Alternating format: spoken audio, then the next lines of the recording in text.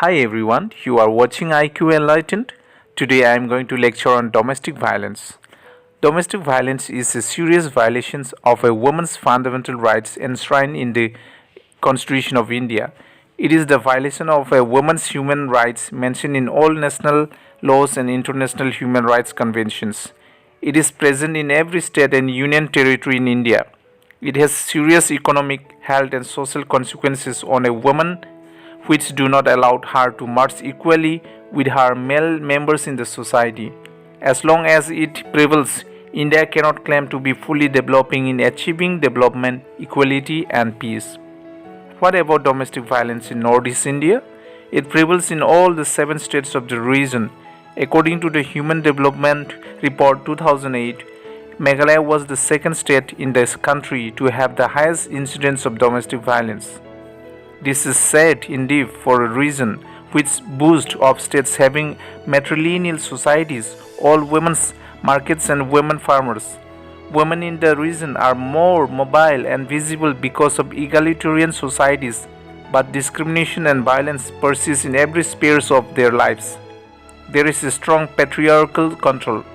One manifestation of sex control is domestic violence prevalent in the region. It violates a woman's human right to lead a life of dignity and safety.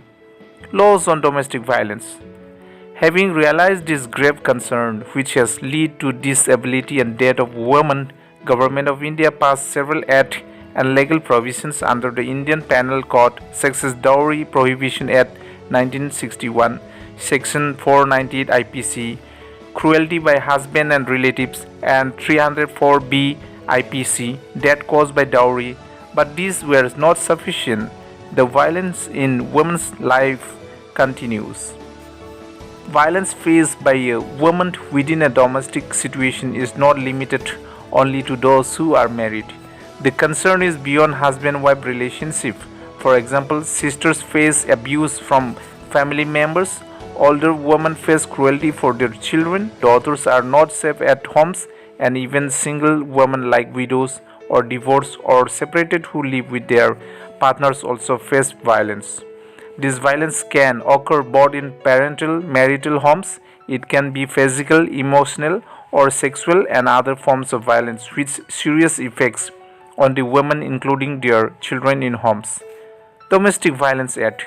Women's organizations way back in 1983 begin putting pressure to demand a law from the government which would take into account all these important factors. It was on 26 October 2006 that the Protection of Women from Domestic Violence Act 2005 PWDVA came into force. It is a civil law and applicable to the whole of India except Jammu and Kashmir.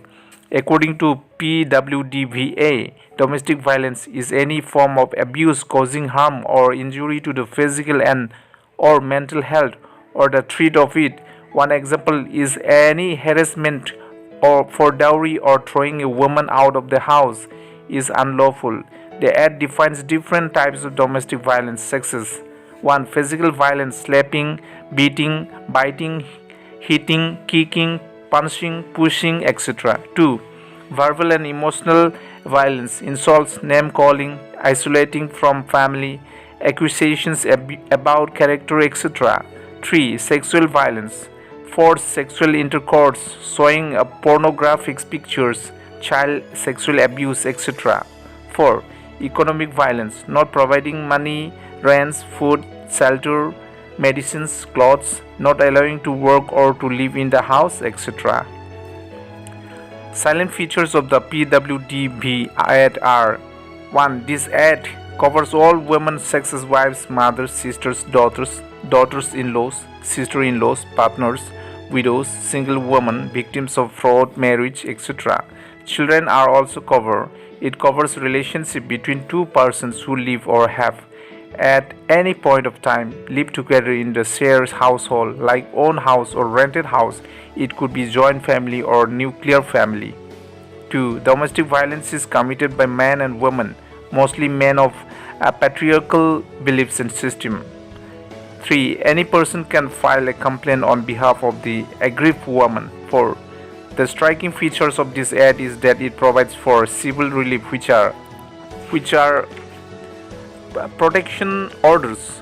A court will pass protection order for the woman so as to protect her from ongoing violence or violence which is likely to occur again, etc. Resident orders. The court will uphold a woman's right to reside in a household to the extent that whoever commits violence may be disallowed to stay in the house, etc. Monetary relief. Whoever commits violence will have to pay monetary relief to the woman, such expenses incurred or losses suffered, such as loss of earnings, medical expenses, damage of property, etc.